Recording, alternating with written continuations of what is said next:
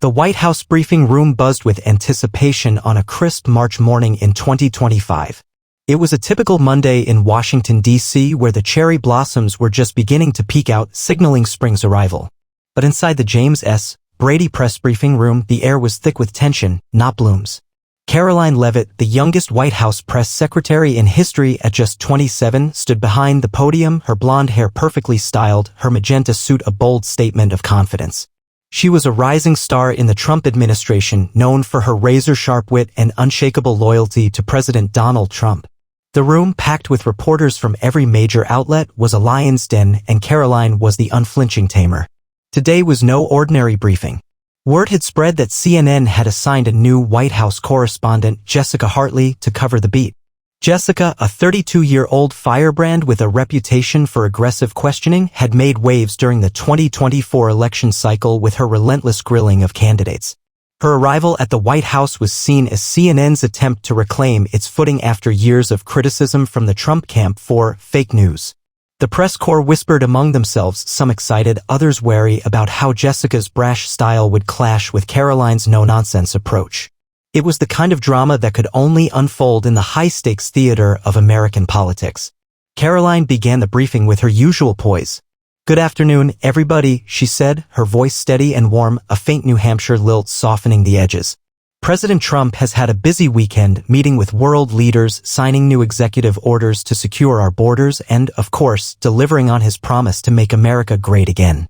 I'll take your questions shortly, but first, let me update you on the president's latest tariff announcement aimed at protecting American workers. She launched into a detailed explanation of the tariff policy, her words crisp and rehearsed, a testament to her days as Trump's national press secretary during the 2024 campaign. The room listened intently. Well, most of it did. Jessica Hartley, seated in the second row, tapped her pen impatiently against her notepad. Her dark hair was pulled back tightly, her sharp green eyes scanning Karoline like a hawk sizing up prey. She'd been waiting for this moment, her first chance to make a mark in the White House press pool. Jessica had a plan: interrupt early, throw Karoline off balance, and establish dominance. It was a tactic that had worked on flustered campaign aides, but Karoline Leavitt was no rookie. As Karoline wrapped up her opening remarks, hands shot up across the room. She nodded toward a familiar face from Fox News. "Yes, Tom, go ahead," she said, giving the veteran reporter the floor. Tom asked a softball question about the tariff's impact on Midwestern farmers, and Karoline answered with ease, citing stats and a personal anecdote about a farmer she'd met in Iowa. It was a classic Trump administration move, folksy charm backed by numbers. But Jessica wasn't here for charm. She raised her hand, waving it slightly to catch Karoline's eye, her lips curling into a faint smirk. Karoline finished with Tom and scanned the room. "Yes, Jessica," she said, her tone neutral but her eyes narrowing slightly as she acknowledged the new CNN reporter. Jessica stood, adjusting her blazer, and launched in without preamble. "Ms. Leavitt, the president's tariff plan has been criticized by economists as inflationary. Can you explain why the administration is ignoring expert warnings, or is this just another example of Trump prioritizing optics over substance?" The room went silent. It was a loaded question, dripping with accusation, and Jessica's interruption of the usual rhythm, waiting for a full response before jumping in, felt like a power play.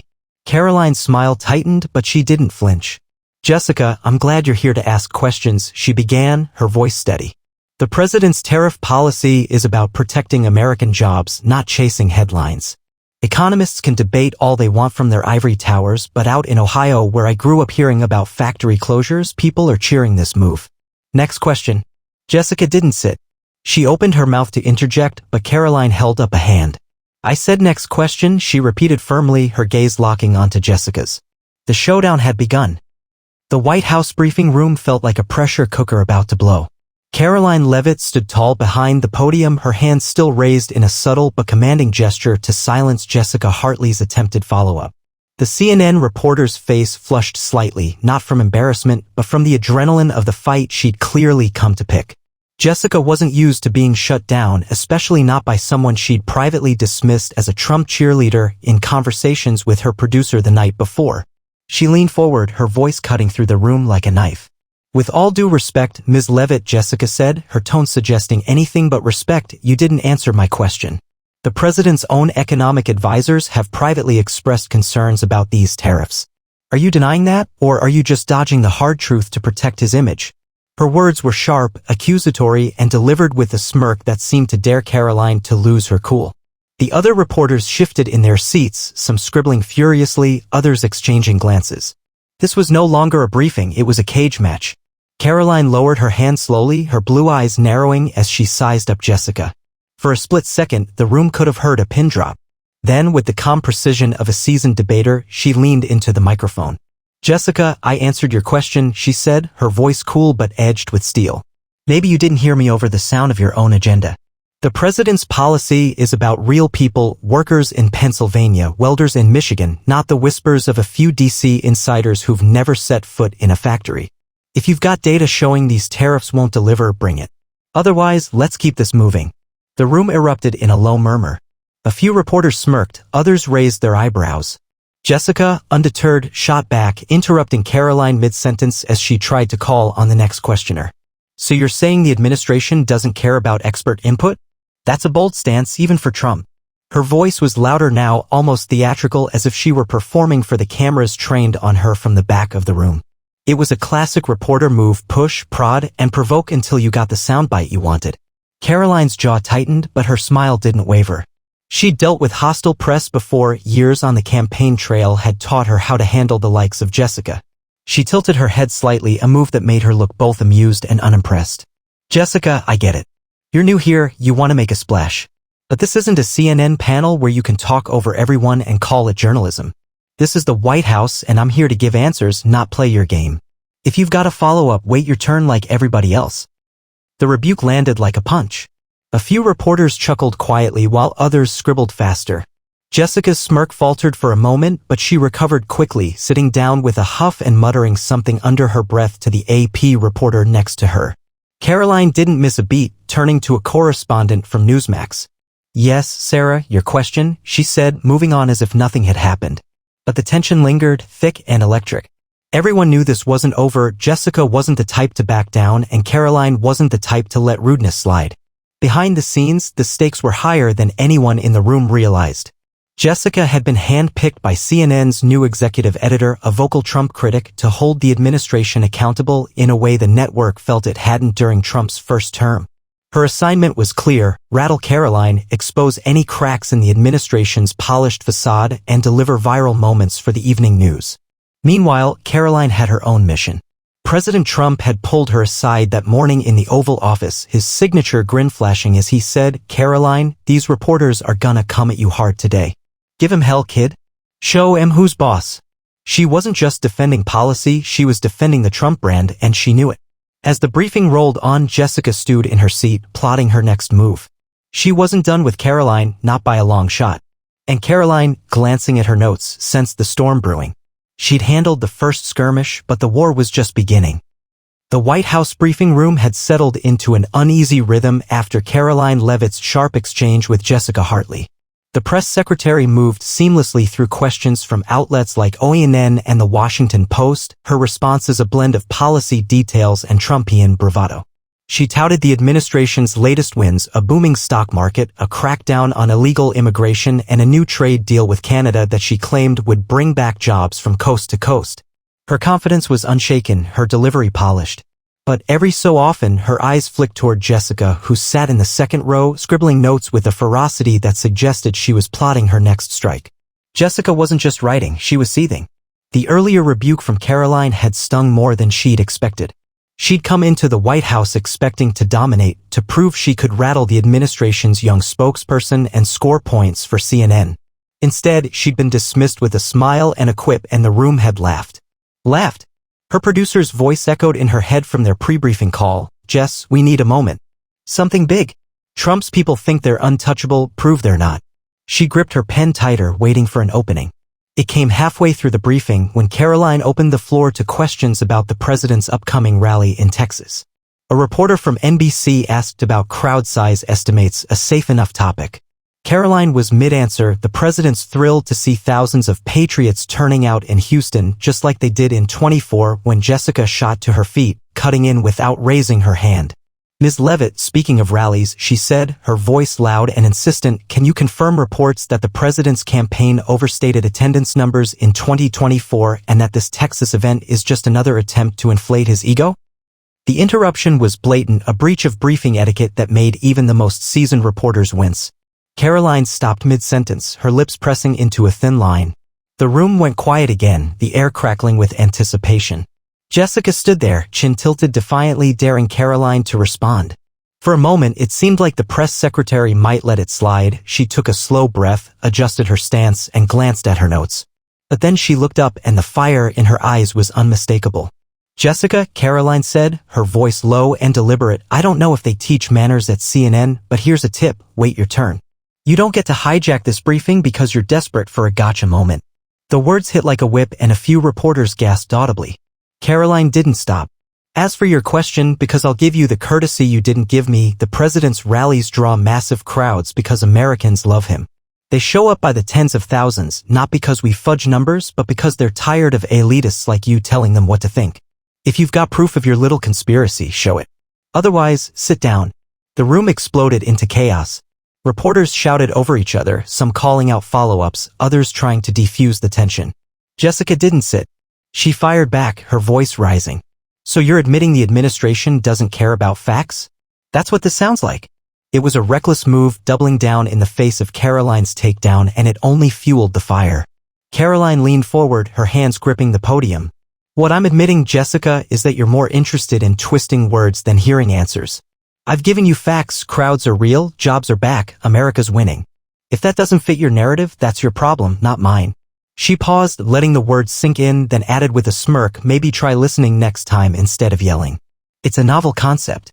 The briefing room was a circus now, cameras flashing, reporters tweeting furiously, and Jessica standing there, red-faced and speechless for the first time all day. Karoline didn't flinch.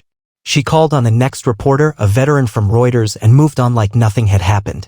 But everyone knew this clash was far from over. Jessica had been torched, and the video was already going viral. The White House briefing room had barely settled from Karoline Leavitt's verbal smackdown of Jessica Hartley when the real storm hit, outside the room, across the airwaves, and on every screen in America. By the time Karoline wrapped up the briefing with a crisp, "Thank you, everybody, that's all for today," the clip of her torching Jessica was already ricocheting across X, cable news, and group chats from sea to shining sea. The hashtag Karoline vs. Jessica trended within minutes, and the video, complete with Karoline's sit-down zinger, racked up millions of views before the press corps had even filed out. Backstage, Karoline strode toward her office, her heels clicking against the polished floor of the West Wing. Her deputy, a wiry guy named Mike who'd been with her since the campaign, caught up to her, phone in hand. "Boss, you've got to see this," he said, grinning like a kid on Christmas. He held up the screen where X posts were pouring in. Karoline Leavitt just ended that CNN clown. Finally, someone who doesn't take crap from the fake news. Jessica Hartley picked the wrong fight, RIP her career. Mike chuckled. They're calling it the torch heard round the world. Trump's gonna love this. Karoline allowed herself a small smile as she pushed open her office door. Good, she said, tossing her notes onto her desk. Let em talk. If CNN wants to send their attack dog, they'd better train her first. She sank into her chair, the adrenaline still buzzing through her veins. She'd known Jessica would push her buttons, reporters like that always did, but the sheer rudeness had lit a fuse she hadn't expected to ignite so fiercely. Still, she'd kept her cool, stayed on message, and delivered the kind of moment that would rally the base. That's what mattered. Meanwhile, across town at CNN's DC bureau, Jessica Hartley was fuming. She stormed into the newsroom, ignoring the sidelong glances from her colleagues, and slammed her bag onto her desk.